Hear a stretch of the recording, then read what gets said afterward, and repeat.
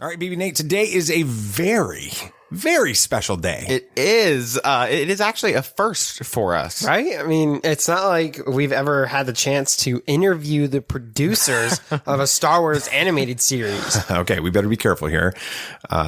People are going to think that Dave Filoni is coming on the show. That would be cool. But this is pretty awesome as well. And so is getting the chance to see a new Star Wars series before it releases on Disney+.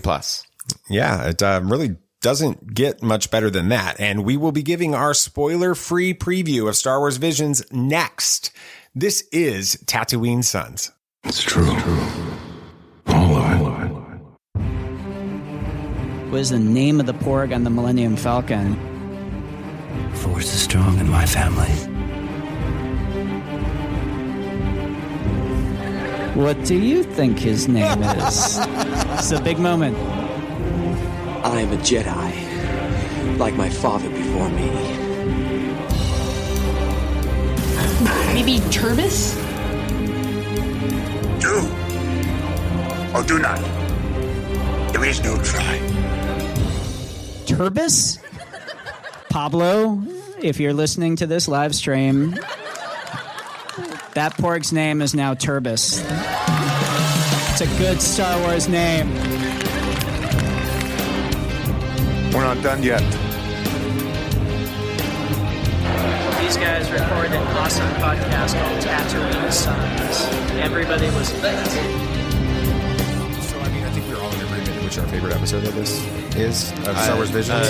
Tatooine Rhapsody, right? Tatooine Rhapsody was fun. It's on Tatooine. It's got Boba Fett. It's got Boba Fett. Everybody already knows all that. Yes, we're not going too crazy. Yeah, but in the end, that wasn't our favorite episode. No. But we'll talk about that coming up in a little bit. Welcome to Tatooine Sons, a pop culture podcast. We, again, as you just heard in that intro, the only fan podcast. Fan pancast. That is named a canon Star Wars creature and been endorsed by Rian Johnson. And so some people really love our show because of that, and some people really don't love our show, and we don't care. That's fine. We believe that pop culture is the mythology of this generation, that there is a story. It is written. It is on our souls, and that these myths speak to that story. And that is why we are honored to have received the opportunity to screen and review every episode of Star Wars Visions in the lead up to the release on Disney Plus coming tomorrow. Yeah, I mean, that's so cool. It's something we never really believed we'd be given the privilege Exactly. And don't forget that extra bit of content. Are we allowed to talk about that yet? Well, yeah, we are. The embargo's over. As of the time that this releases, the embargo is down. So we can make an announcement. Right here. You may not have even heard this yet. It may be out on Twitter. I don't know. Social media might have been posting it. But not only is Disney Plus releasing these amazing shorts that everybody has been anticipating for a while now, but there's also a series of featurettes celebrating the amazing studios and the directors who made them. So it's going to be... it's really cool. Awesome. The featurettes were really a lot of fun.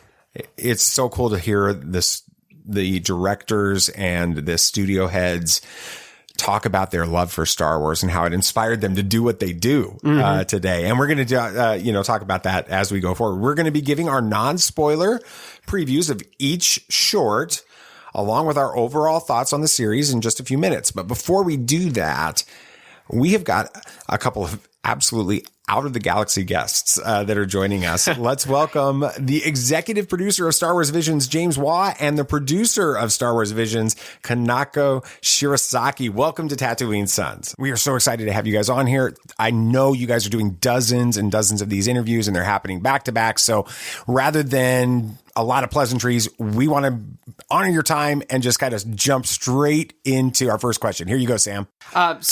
While Star Wars Visions is a new way of looking at a galaxy far, far away through the lens of Japanese animation, the influence of Japanese filmmaking on Star Wars goes all the way back to its beginnings with George Lucas's love for Akira Kurosawa.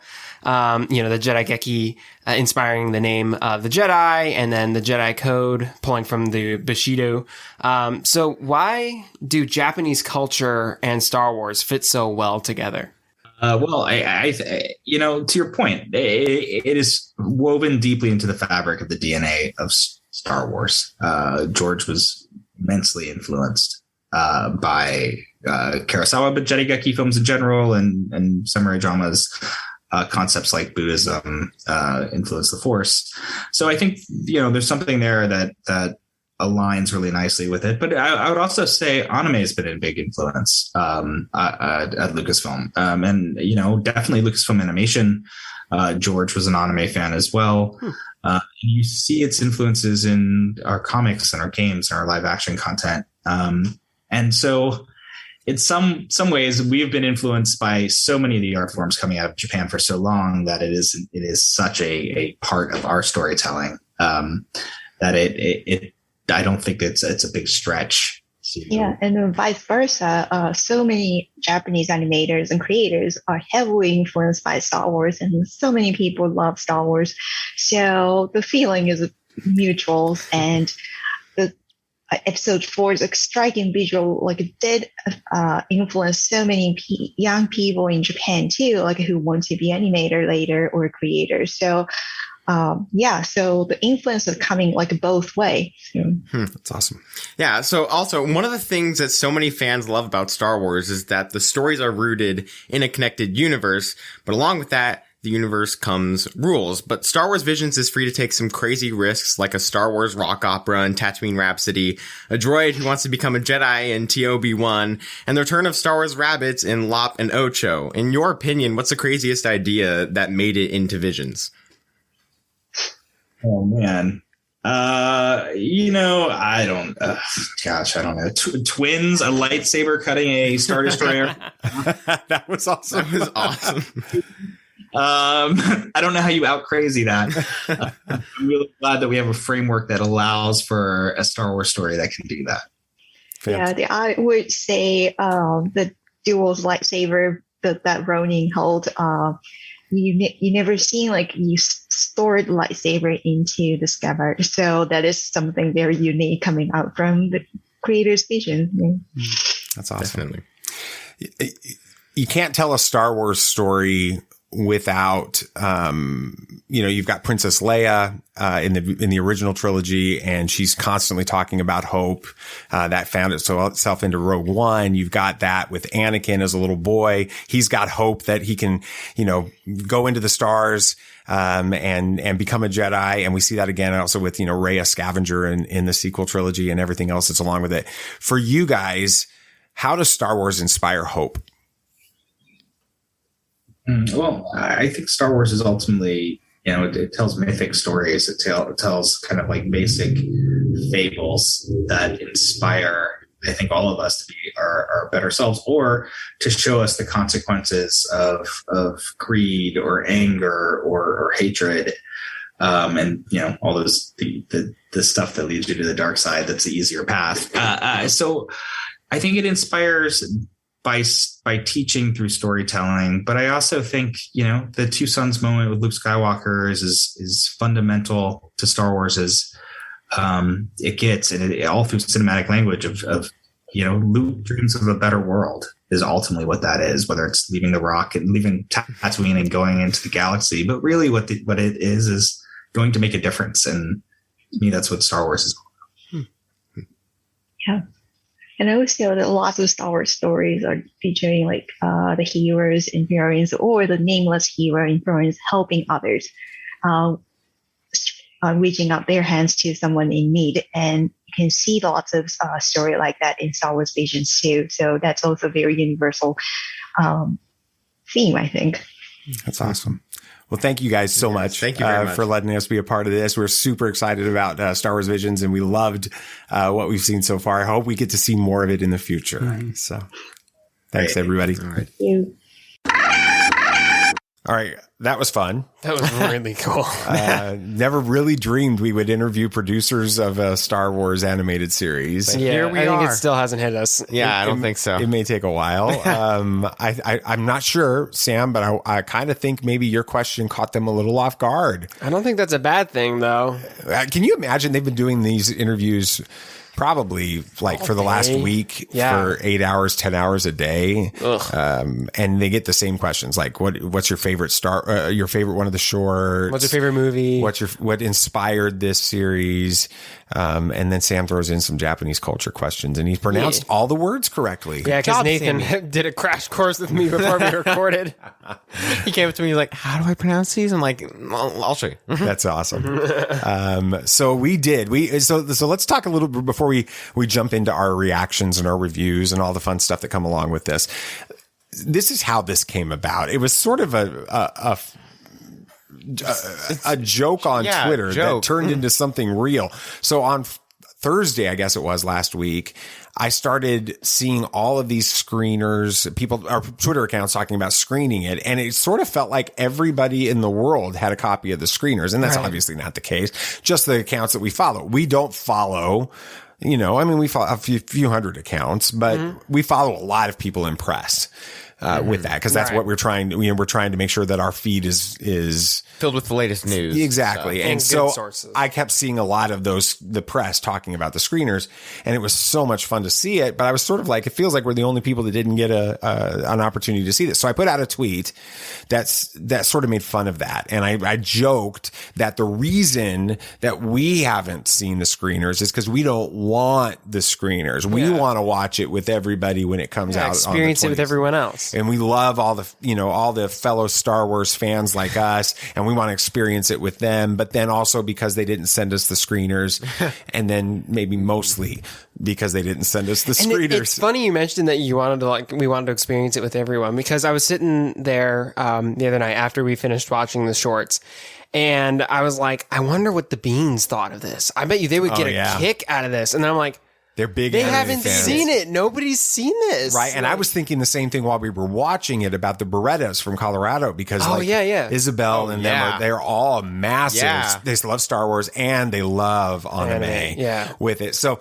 all of that led to a message from one of the team at Lucasfilm Publicity that they saw that tweet and they said, here's what you need to do. Send this to us. And we're not going to get into the details on it, but, we'll see what we can do. And then the next thing you know, they reply back about an hour or two after that. BB Nate, how long did you think it was going to take before? I'm like, it's going to be a few months. We're not even going to get the Star Wars Vision screeners. It's fine. At least we got our foot in the door. They know about us now. Right. And we're driving. And Dad gets like the email 5 minutes after I say that, Dad gets the email. I'm like, we got an email, and it not only says they're sending us the screeners, but then it also mentions this behind the scenes featurette, which series, nobody knew about, and then mentions that they're willing to set us up with an interview with James Waugh and crazy, Kanako Shirasaki. So, we've been kind of on cloud nine, about this. We're not, Variety or any of these. And I know that they've been really, really generous with these opportunities for Star Wars Visions, especially. But never did we think that we were owed the opportunity. And so that tweet never really was meant to be anything more than a joke, about the fact that we never thought we'd get the screeners, in the first place. So we were super excited to do this. Now, before we jump into sort of breaking down, giving a snippet preview that doesn't give spoilers for each one of the episodes, I want to get your feedback, guys, on what your thoughts. I'm going to start with you, BB Nate. Okay. What your thought process for Star Wars Visions has been, going all the way back to when, I guess it was December of last year. They announced it at the Disney Investors Day. And then they did sort of a teaser sizzle reel type thing. And then the teaser a couple months ago, or the trailer a month or so ago, leading up to this. Kind of what's been your thought process regarding this? Because we're not big anime fans. No. We don't even know how to pronounce it. Yeah. Exactly. I've always heard it as anime. Yeah. And then they were on the show yesterday, the featurettes. They're calling it anime. James Waugh was going anime. We're going to have to call it anime now. All right. So BB Nate, you go first real quick. When I first heard of it, I'm like, okay, cool. At least they're doing other things with Star Wars. And I was really excited. It's an animated series. I'm excited to see it because I love all the Star Wars animated series. And we got the sizzle reel. I'm like, this looks like it could be a lot like Batman Gotham Knight, which was just a collection of animated anime shorts, which was, I love it. I've seen it many times. Which is, to me, similar to the Animatrix, right? Yes. Which I loved the Animatrix with that. So I kind of felt the same way when I saw it. Yeah, I was excited for it. And then like the sizzle reel was released, I think the same day. I thought it looked cool. And then we got the trailer, and actually I got less excited after the trailer. I'm like, okay, now that I visualized it, it doesn't seem like something that I know I can get into. Like, I don't know what this is yet. It's not exactly what I'm thinking of. So I was like, I'll watch it, of course. I mean, it's Star Wars. I love Star Wars. I'll watch it. And then we actually watched it, thankfully, to the screeners. And I was blown away by what I saw. It was absolutely fantastic. I couldn't get enough of it. Some part of me was like, I want to get to the end. I want to get to the last episode. But when I got to the last episode and we were just finishing, I'm like, I want more. I wanted to watch more. And it was just absolutely fantastic. Right. Same thing for you, Sam. Kind of walk us through your thought process regarding this series leading up to it. Yeah, I mean, when we were sitting there watching the Investors Day and they announced what Visions was going to be, I was like, oh, that's great for anime Star Wars fans. Like, they're going to love this. We'll watch it, get a feel for it. Because we love Star Wars and we'll watch anything Star Wars. Right. But, I mean, it's probably not going to be our thing. But people who love anime, this is so cool for them. Really happy for them, right? Because we were getting enough other stuff with it. I wasn't feeling left out. Like, and there was, when they start talking Ahsoka series and all the other series. Lando, Andor, all of those. So Visions to us kind of just was like, oh, that's cool. Now what else? Yeah, right. So, that was fine. I don't remember any teaser, so I'm not sure what y'all are referring to there. I'm sure because you were on the texting with Savannah when it came out that Saturday night. We were watching TV. You were, actually. And his girlfriend, if you're listening and you don't know who Savannah is. But anyway, it was like all over Twitter, and I sent it to you guys, and it was a video. It was probably 4 months ago. I think it was in April. Oh, okay. With that. So. But I remember watching the trailer. And I remember like seeing the crazy moments like the umbrella lightsaber and stuff like that and thinking this is gonna be weird. But like I liked it. I was interested. It looked so out there yet so Star Wars at the same time. I was like, okay, I'm more interested in this now than I was before. I wasn't expecting to like it or like really like it. I mean, I wasn't expecting to dislike it. It looked fine, but I wasn't expecting to be because our philosophy, and we really do believe this, all Star Wars is good Star Wars. Yeah. So even if it's not your thing, if it's Star Wars, we love it. We support it. We're going to let you take it and run with it. Right. And we're never going to throw it under the bus. But sometimes, there's things that are not the same for everybody. Right. I mean, like the KOTOR games, not our deal all the time, but it's love great. Star Wars. And then last night we were watching the show, and the best way to describe my reaction was very pleasantly surprised. It was really amazing. Not only was the animation itself visually stunning, but the stories were really compelling and interesting, and it was anime, and it had all of the anime earmarks and everything, but it felt Star Wars all at the same time. It was really good. The amount that they made you care for the characters in less than 30 minutes was absolutely amazing. They told movie-length stories in 13 minutes. It was awesome. Yeah. So well done. It was similar to that for me. I mean, what you described, Sam, with the Investors Day, and it was sort of like, oh, that's cool. Let's move on now to other Star Wars stuff. I hope that everybody that loves anime is super excited about that, and I'm excited for them. That was my mindset. Watching the sizzle, I didn't even watch the sizzle reel that came out for like 5 days. I sent it to you guys, and I didn't even watch it for like 5 days after that. That's how little I was excited about. Yeah, this. I think I was the same way or something like that. Heck, I don't even remember it. You don't even remember it exists with it. Then the trailer came out, and I think I watched it pretty quick. You did. When the trailer came out. It took me a few days. I remember that. It took me, yeah. When I watched the trailer, I was like, oh, there's something different about this. It's wild. It's crazy. I mean, again, umbrella lightsabers and rock operas, and TOB1, this droid that looks like Astro Boy and that wants to be a Jedi. Exactly. All of this. I'm like, this is bizarre. Then we were preparing for our episode where we thought that was our Star Wars Visions preview episode. That was like 4 or 5 weeks ago. and I read some descriptions of the stories based on the titles and things. And I got excited about the series. I thought there were some really interesting ideas in it. The idea of the duel, obviously the Ronin character there. We'll talk about all of these in a little bit. The twins was really intriguing. What was the other one that really grabbed? I liked the idea Ninth Jedi. Yeah, Ninth Jedi. Well, Ninth Jedi, I didn't think, based on the descriptions that we got, I thought the Ninth Jedi was just going to be a rehash of the Seventh Samurai. Right? Yeah. It wasn't. True. At all. It wasn't, no. Not even close. With that.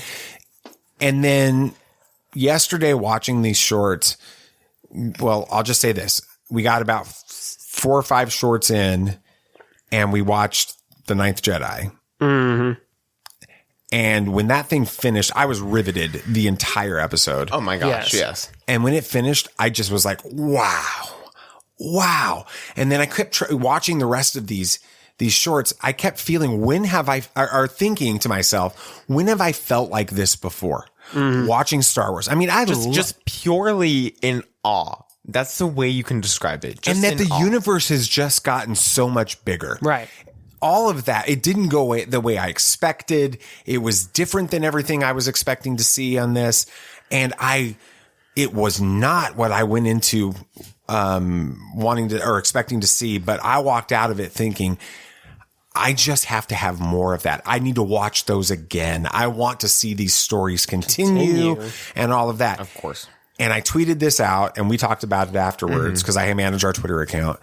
No, you are the Twitter account. I am the Twitter account. The last time I felt this way about Star Wars was walking out of the first viewing of The Last Jedi. Yep. I felt like I have to have more of that. I have to see more of this. My mind is just blown over what we just experienced and I can't wait to experience it again. And that's why we saw The Last Jedi like 10 times the next month, with that and everything that happened, as a result of it. So, overall, if you were to, I don't know, is there any way to even give this a rating, a 1 to 10 rating? No, I don't think so. I don't think our system goes that high. Okay. Yeah, I don't think that's fair either. Yeah, it's here's what I want you to know. If you're 24 hours roughly before Star Wars Visions actually hits Disney Plus and you're listening to this podcast and you're on the fence about this, I have 2 pieces of advice for you. First of all, please watch these things. Okay. Take time. Do it without your phone on, with, in an environment when you can actually watch them and focus on what's going on, because they are beautiful. The scoring is beautiful. Gosh. The voice acting is just amazing.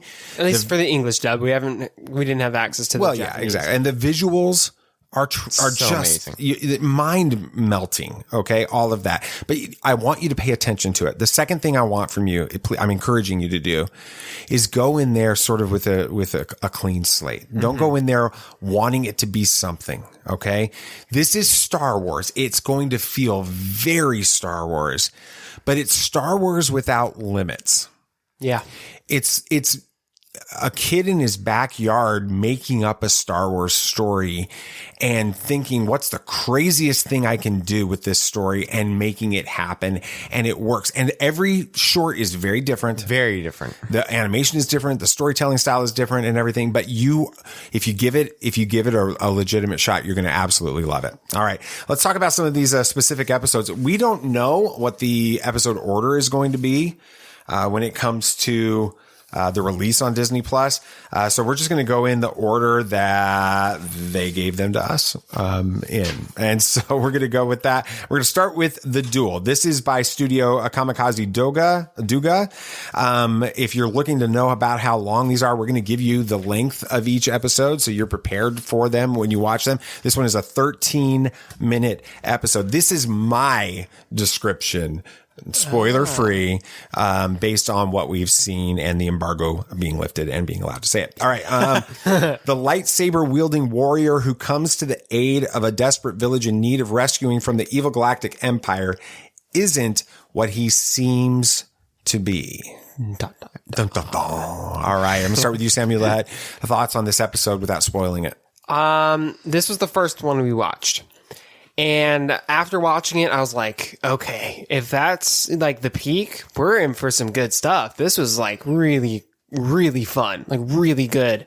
And then the episodes just kept getting better from there. But this episode alone has some of the best, fights, I think. And it did things, every episode did something different. So I'm going to say that regularly, but this one subverts your expectations and presents you with some really interesting like takes on things. Awesome. BB Nate, talk to us about the duel. I'm definitely going to pick up the Ronin novel. That is for sure. Oh yeah. I gotta read that. But I loved the aesthetic of this episode. The visual art style was absolutely amazing. I loved how it was 3D-esque.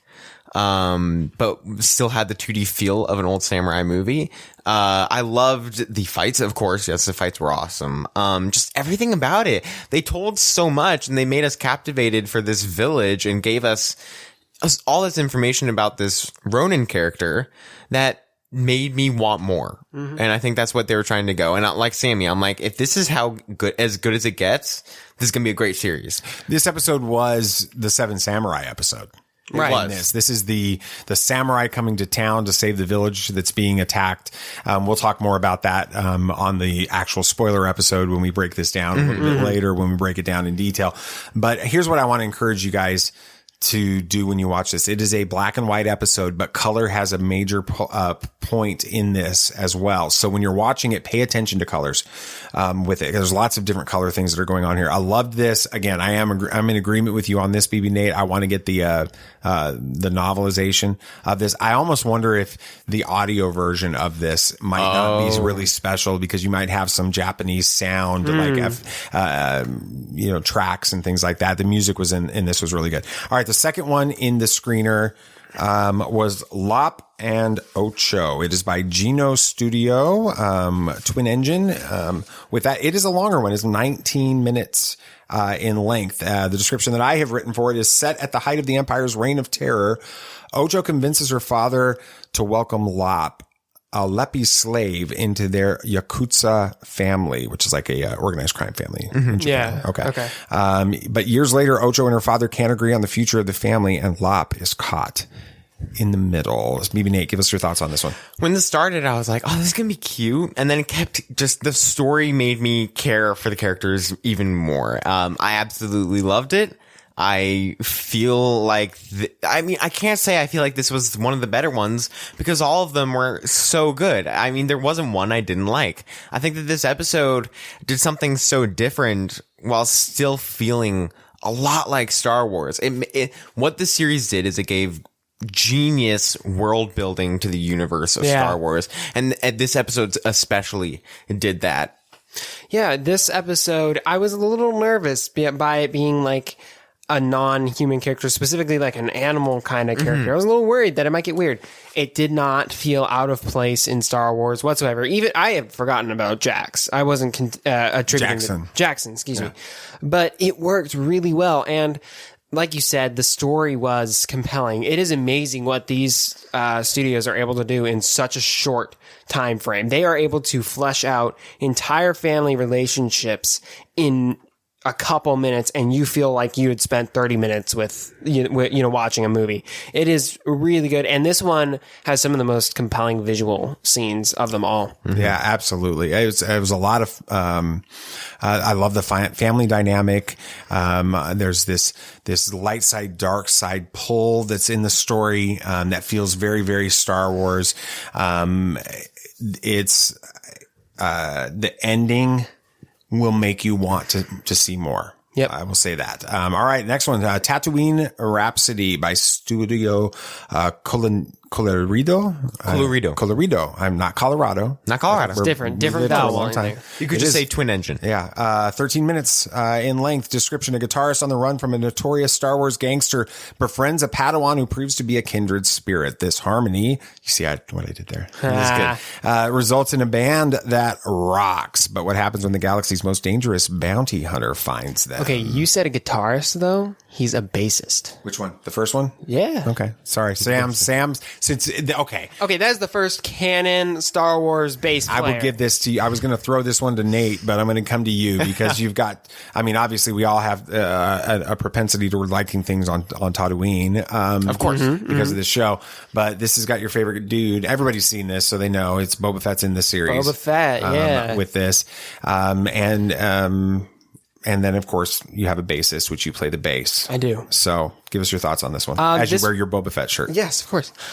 This one definitely felt interesting. It was weird. It was a rock opera. And I think it's safe to say it was weird. But that's not a bad thing when I say that, because you've never seen something like that in Star Wars. But it still told, yet again, a compelling story.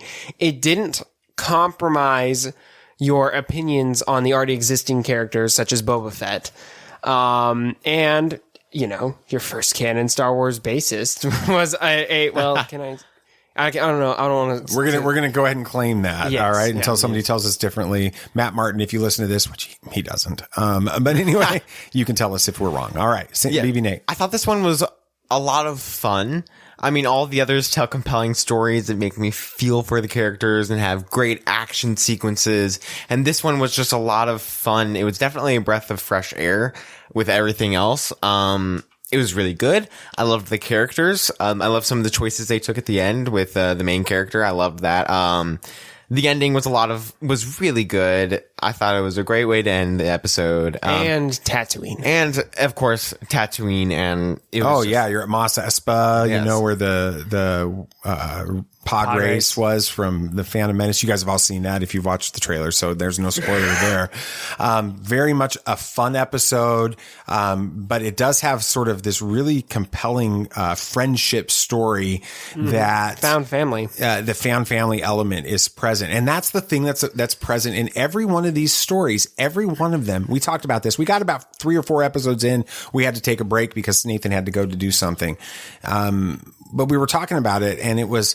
They all feel very different, but they all feel like Star Wars. Which is something they've accomplished very well. Yeah, absolutely. And even this one, which again, how do you what a bold choice to take a character that is so loved like Boba Fett and make him anime in this and take that risk, and for Lucasfilm to let them do that with a character like that. All right. The next one, by Trigger Studio, 17 minutes long, The Twins.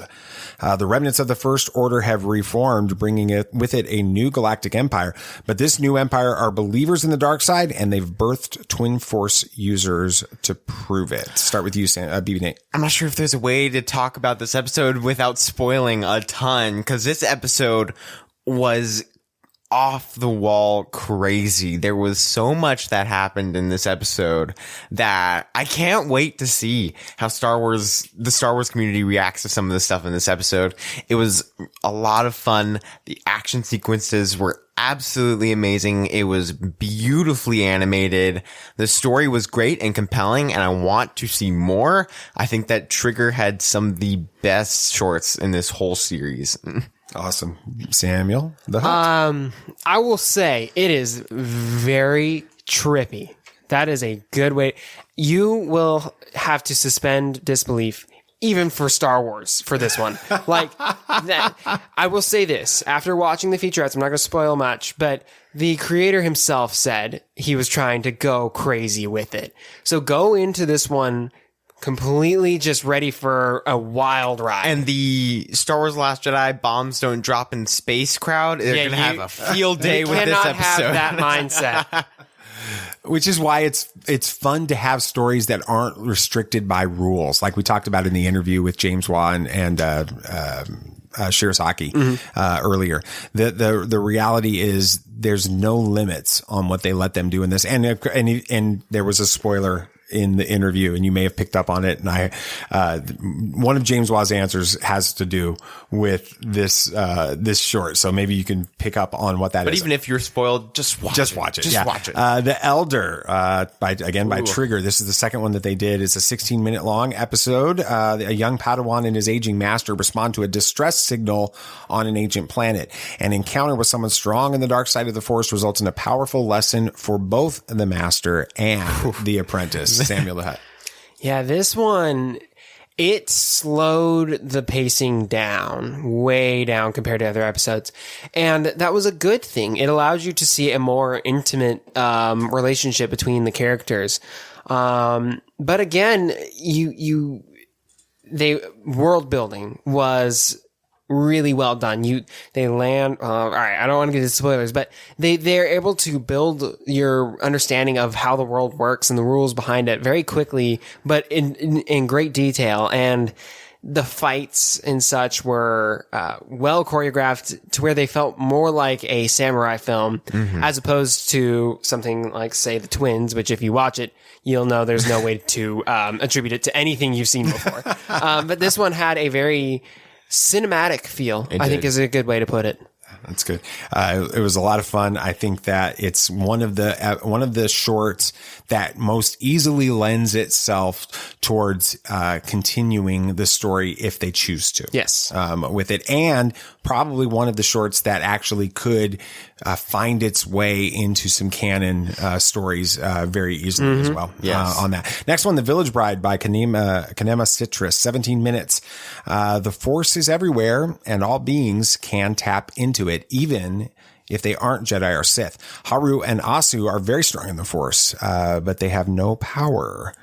They do have love and sacrifice on that. Start with you, BB Nate. What did you think about The Village Bride? I thought it was a very good episode. Again, visually stunning. The set pieces, the wildlife, everything was just amazing.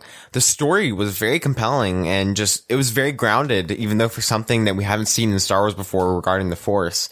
I feel like the characters that we had, the two main, Haru and Asu, were the definition of a Star Wars character. They had love, they had hope, and they had sacrifice, which is what every main Star Wars character actually has. And so I feel like that this was telling a love letter to Star Wars in a way that they could do it to their fullest capacity. This one, it took a very interesting storytelling approach, I think. We were watching these people watching these events. So we were like third party observers, but we felt as in tune with the story as anyone. And it again set up some really interesting world building, showing us worlds and cultures that we've never seen before and that you can tell have relations to Japanese culture, but feel like they could be some distant planet in Star Wars. A really, really good set piece or good episode. Sorry. This episode will look at the Force in a way that, will reward fans of The Last Jedi. Yes. Very much so.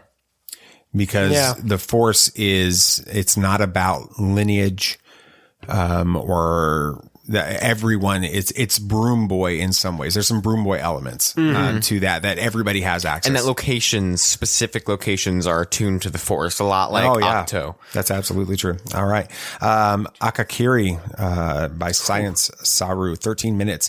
This is really easy. The Hidden Fortress meets Star Wars in an homage to both Akira Kurosawa and George Lucas. So Samuel the Hutt. We were watching it, and fortunately we did get to see Hidden Fortress a while ago. In preparation for the series. And we were watching this and they were showing little clips and Nathan and I were just looking over at each other and like, this is just straight the Hidden Fortress. We were complaining. It was a really cool homage to it. It wasn't like a straight copy, but there were some things at the end specifically where it went off script and you will not expect what's happening. So good. We want to see this story continue, especially. I was sitting there watching it and we were getting to like the last couple minutes and I'm like, is this just going to be a Hidden Fortress Star Wars? Which is not a problem.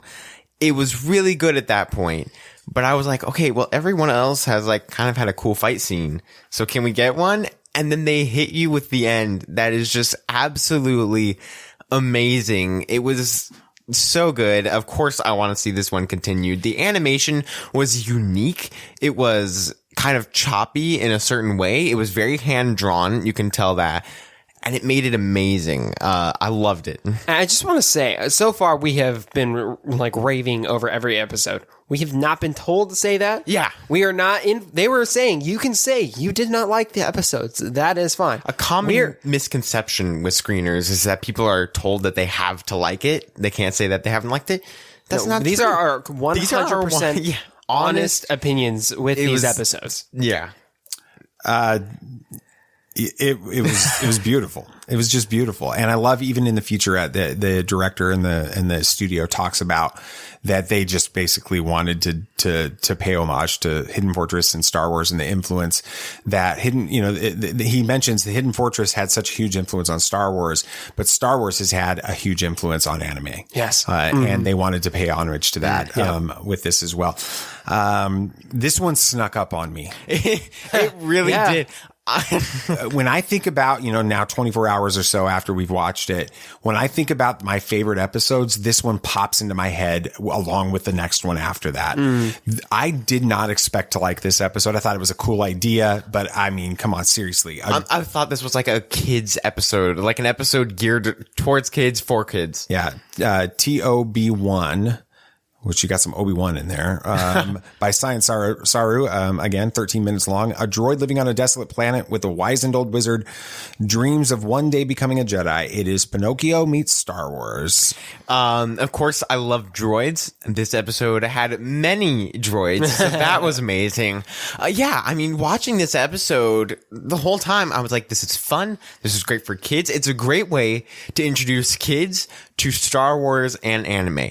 It's fantastic. And then they hit you with the end to the point where I'm like, it told a compelling story. It made me feel for all of the characters, even droids who couldn't speak. And it had another cool fight scene. I can't say enough about this series and this episode. This one definitely did sneak up on me. Yeah. It came on and we're watching it and it has a very different art style from everyone. I mean, the other ones had some similarities, but this one was a completely different style. It gave it a very kids cartoon feel, honestly, in the beginning. Not complaining. Even the sound effects and the way the characters moved, it felt very, very... The anime style is a very classic anime style. With certain studios and certain genres of anime, subgenres of anime. So it's not like it's out of the norm on that, but as compared to what you expect in Star Wars, it was different. And I think that's one of the reasons it snuck up on us. But as you're watching it, the story progresses and things develop and characters make decisions and things happen, and you are sucked in by the characters and what they're having to do. And in the end, there's a great catharsis with everything. And it was a really surprisingly good episode. Yeah. The emotional content in this one, it really did rip me back to being a kid. Definitely. With this. And one scene in particular for you. It was just the idea of being a little, again, I mentioned Broom Boy earlier with another, one of these episodes, but this is like a whole episode of Broom Boy. Oh, it is. Where, well, I don't want to spoil anymore. Okay. The last one, when you did karate, Sam, do you remember all the way back in the long time last ago? one, best one. Last one's the best one. Yep. I remember on that. this list. I don't know if it was the way that they planned it or not, but by Production IG, the 22-minute, The Ninth Jedi. Centuries following the end of the Jedi Order, 7 Force sensitives are summoned by hologram to a man in a mask, promising to make them Jedi, but things may not be what they seem. All right, just let me stop and say that we are in 100% agreement on this. This is the best of all of the episodes. 100%. Totally. Most certainly. Okay, but I'm sorry, I didn't catch this. It's like centuries after, like, episode 9? It's after the fall of the Jedi is what they say. With this. So it could be before episode 1. It could be before episode 1. It could, there's Sith, so it's probably not before episode 1. Spoiler. What? You can cut it out. No, I won't. Just like do a little porg thing over what he says. It was really good. Go ahead and give you guys your thoughts on this. It felt like a movie. And not like I compared the Elder one to feeling cinematic. This one feels like a movie in its story. It has twists. It subverts your expectations, and it ends in a way where you are begging for more. Like you have to see what happens next. Definitely. I mean, this one did sneak up on me. I thought it was going to be a Seven Samurai clone in Star Wars, which is fine with me. But this one changed everything when it came to this series. We watched this one, I think, out of order or something. And I'm like, okay, this episode has changed my mind on this whole series. I'm like, this series has been getting better and better. At this point, it is one of the best things that Star Wars has put out in recent years. It was fantastic. I want to see so much more. If it's in a book, it's fine with me. If it's in a TV show, even better. This will get you to read a Star Wars book. This series has gotten me to read a Star Wars book. Wow. It's of all of the shorts, this is the one I'm begging you, Lucasfilm and Disney, please don't just do a follow-up to this one. Do a series. I want this story to continue. I want to see it doesn't resolve itself. No. And it leaves a mission. I'm begging you, please make this a series. Yes. I want this series so much. And turn it over to Production IG. Let them do the series. Let them put it on. You don't need to put any more on Dave Filoni's plate. We know he's as busy as can be with all the stuff that you got going. Production IG showed they can do this. Just let them do this series. I want this story. And it may be, it could easily, if the story continues, it could easily become my favorite Star Wars story. Would you accept a feature-length film? Yes. Hour and a half film. Of course I would accept it. Having said that, I don't want it. Really? All right. It is the Lando moment, right? I would accept it. I hear what you oh crap, what's the line? I don't agree with it. I don't like it, but I accept it. Exactly. I want a weekly over 13 weeks, 24 weeks, whatever they want to do. I want that time to set between episodes. I want to think about these characters. I'm in love with one of the characters as far as like in 22 minutes became one of my top 3 favorite Star Wars characters of all time.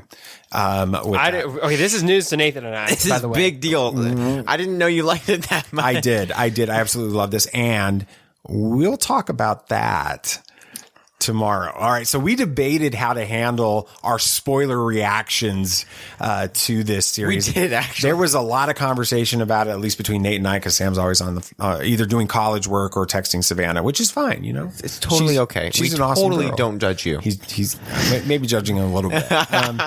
But the conversation was, do we do one big episode where we just give spoiler reactions to every one of them? Or do we decide to break it down and do one a week for the next 9 weeks, which is what we decided to do yesterday. Yes.